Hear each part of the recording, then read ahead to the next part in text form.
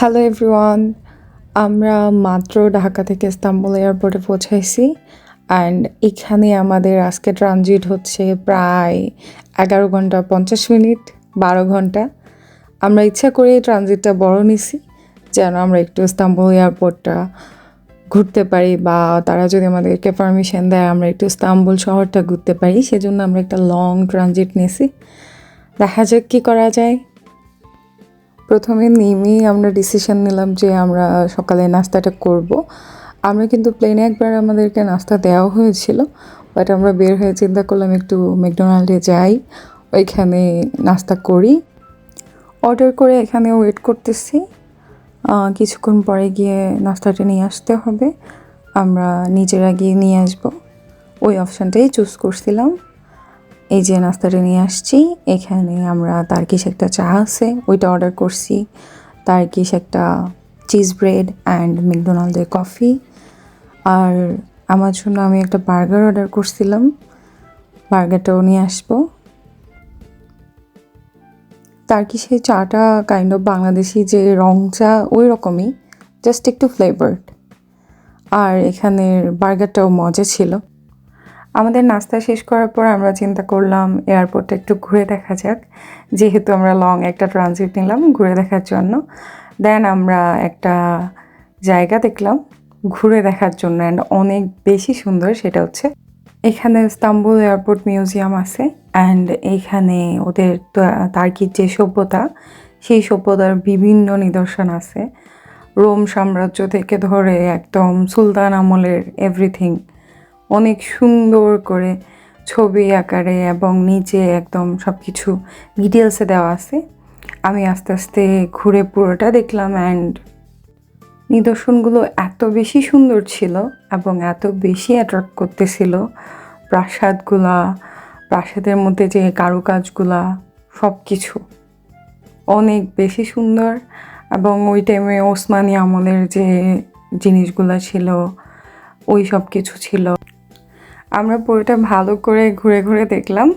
এবং ভিতরে আরেকটা পার্ট আছে, সেটা হচ্ছে টিকিট কেটে আপনাকে ঢুকতে হবে। তো আমরা ওটাতে আর ঢুকি নাই, আমরা জাস্ট এই পুরোটা ঘুরলাম। অ্যান্ড এখানে মজার একটা জিনিস দেখলাম, সেটা হচ্ছে এখানে শাওয়ার রুম আছে। আপনি চাইলে এখানে শাওয়ারও করে নিতে পারেন। ব্যাপারটা ভালোই লাগছে।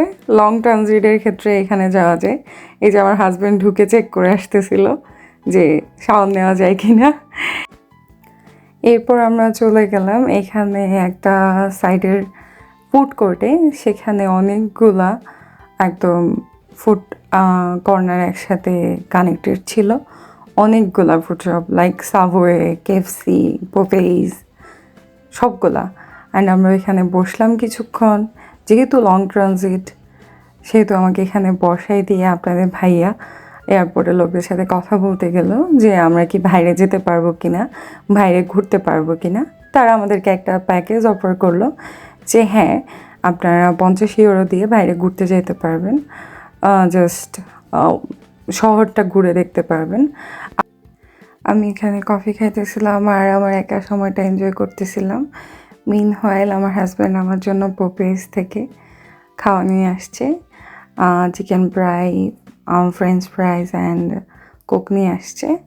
দেন আমরা এখানে খেলাম। পোপেজটা বেসিক্যালি কেএফসির মতোই, এদের চিকেন ফ্রাইটা অনেক বেশি মজা হয়। আর টার্কিতে সব কিছুই হালাল। এখানে পোপেজ বলেন, ম্যাকডোনাল্ডস বলেন, কেএফসি বলেন, এখানে খাওয়াগুলো হালাল। অ্যান্ড অনেক বেশি মজা ছিল চিকেন ফ্রাইটা। আমি বারবার বলতেছিলাম যে হ্যাঁ, অনেক বেশি মজা চিকেন ফ্রাইটা, আমার খুব ভালো লেগেছে। অ্যান্ড আমি বলতেছিলাম যে এটার কোনো ব্রাঞ্চ ইউরোপে আছে কিনা। অ্যান্ড আপনাদের ভাই আমাকে বলতেছে হ্যাঁ, নতুন করে ব্রাঞ্চ খুলছে, অনেক জায়গায় আছে, অ্যান্ড অবভিয়াসলি তোমাকে খাওয়াবো, টেনশন নিও না। খাওয়া দাওয়া শেষ করে আমরা চলে গেলাম ট্রলি নেওয়ার জন্য, যেহেতু অনেকক্ষণ আমরা হাঁটাহাঁটি করলাম। হ্যান্ডব্যাগ অ্যান্ড আমাদের জ্যাকেটস নিয়ে হাঁটাহাঁটি করা অনেক বেশি টাফ হয়ে যাচ্ছিলো।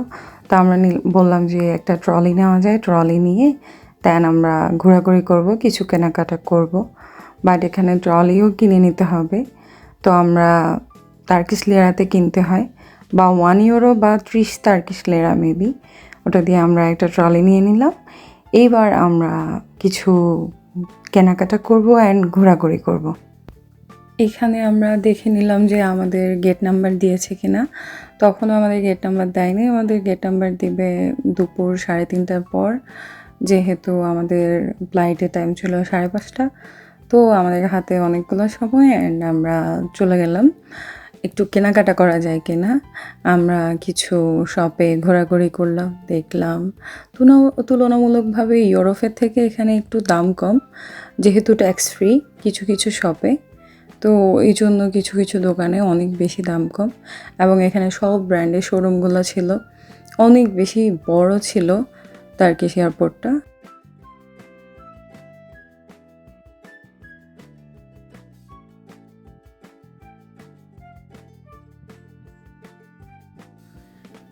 এখানে রেস্টুরেন্টগুলোর খাওয়া অনেক বেশি মজা ছিল।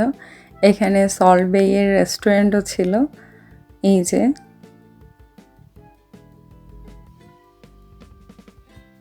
আমরা এয়ারপোর্টের এই সাইড থেকে ঘুরতে ঘুরতে ওই সাইডে গেলাম। আমরা জামা কাপড়ের দোকান খুঁজতেছিলাম, যেহেতু আমি ভাবতেছিলাম যে একটা জ্যাকেট কেনা দরকার অ্যান্ড শু কেনা দরকার। তো আমরা একটা চকলেটের দোকানে গেলাম, ওইখানে অনেক ভ্যারাইটি চকলেট ছিল অ্যান্ড অনেকগুলো পুতুল ছিল, ওইগুলো দেখতেছিলাম। অ্যান্ড এখানে বিভিন্ন টার্কিশ ডেজার্টের সেকশানও ছিল, ওইগুলো দেখে আমরা একটা শপে চলে গেলাম যেখানে জুতা পাওয়া যায়। তো আমরা এখানে কিছু জুতা দেখলাম অ্যান্ড তারপর আমরা জ্যাকেটের শপে চলে গেলাম, ওইখান থেকে চুজ করে একটা জ্যাকেট নিলাম ফাইনালি। অ্যান্ড জুতা আমাদের পছন্দ হয় নাই, সেজন্য আমরা জুতা নিলাম না। অ্যান্ড ঘুরে ঘুরে দেখলাম পুরাটা আর কি কি নেওয়া যায়। তারপর ঘুরতে ঘুরতে আমরা একটা টার্কিশ রেস্টুরেন্টে গেলাম অ্যান্ড আমরা এখানে বাকলাভা অর্ডার করলাম অ্যান্ড অরিজিনাল বাকলাভা খেলাম। বাংলাদেশে যে বাকলাভা পাওয়া যায় তার সাথে এই বাকলাভার কোনো মিল নেই, অ্যান্ড এটা অনেক বেশি ইয়ামি ছিল। বাকলাভা খেয়েই আমরা লাঞ্চের জন্য চলে গেলাম, যেহেতু যে একটু আগে আমরা কয়েক ঘন্টা আগে আমরা চিকেন ফ্রাই খেয়েছিলাম, তো চিন্তা করলাম এবার বার্গার খাওয়া যায়। বার্গার অর্ডার করলাম অ্যান্ড আরেকটা শপ থেকে আমরা আরেকটা খাওয়া অর্ডার করলাম, সেটা হচ্ছে পিৎজা অর্ডার করলাম। এখানে ফুড কোর্টের মতো যে স্পেস ছিল, আমরা বেসিক্যালি ওইখানে বসলাম অ্যান্ড আমরা দুইটা শপ থেকে মানে দুইটা রেস্টুরেন্ট থেকে অর্ডার করে আমরা আমাদের লাঞ্চটা করে নিলাম, যে কোনো টাইমে আমাদের গেট নাম্বারটা দিয়ে দিতে পারে, সেজন্য আমরা তাড়াতাড়ি লাঞ্চটা করে নিলাম অ্যান্ড আমরা রেডি হয়ে গেলাম। লাঞ্চের পরপরই আমাদের গেট নাম্বার দিয়ে দিল এবং আমরা বোর্ডিং পাস করে প্লেনেও উঠে গেলাম আলহামদুলিল্লাহ। অ্যান্ড আমরা ওয়েট করতেছি ফ্লাইটের জন্য অ্যান্ড ইনশাল্লাহ কিছুক্ষণের মধ্যে আমাদের প্লেনটা ছেড়ে দিবে অ্যান্ড আমরা আমাদের গন্তব্যে পৌঁছে যাব ইনশাল্লাহ।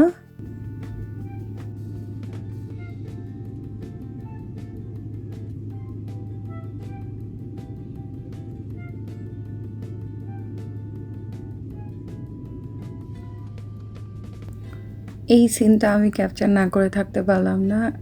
দেখেন, মনে হচ্ছে যে একদম মেঘের উপর ভাসতেছি আর নিচে পুরো শহরটা দেখা যাচ্ছে, জাঁকজমকপূর্ণ একটা শহর, অনেক বেশি সুন্দর একটা দৃশ্য অ্যান্ড আমি অবভিয়াসলি ক্যাপচার করে নিলাম, অনেক বেশি সুন্দর একটা দৃশ্য। আজকের ব্লগটি এই পর্যন্ত অ্যান্ড এতক্ষণ আমার সাথে থাকার জন্য ধন্যবাদ। অ্যান্ড এরকম সুন্দর ব্লগ পাওয়ার জন্য অবভিয়াসলি আমার চ্যানেলটি সাবস্ক্রাইব করতে হবে আর ফেসবুক পেজটি অবভিয়াসলি ফলো দিতে হবে। Thanks for watching. আল্লাহ হাফেজ।